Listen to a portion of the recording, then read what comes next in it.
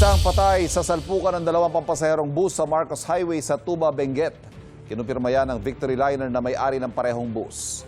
74 namang pasaherong sugatan ayon sa Tuba Municipal Disaster Risk Reduction and Management Office. Batay sa investigasyon na wala numano ng preno sa kurbadang daan ang ordinary bus ng makasalpukan ang air-conditioned bus. Nahagip din ang ordinary bus sa isang SUV bago ito bumangga sa pader at tumagilid.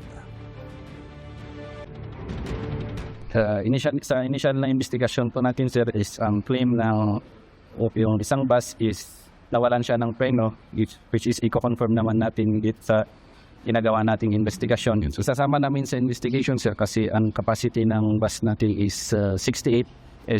Sa initial investigation natin is 87 ang sakay po niya, sir.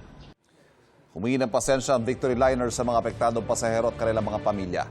Nagsasagawa na rin sila ng internal investigation at nakikipagtulungan sa mga otoridad na nakatutok sa aksidente.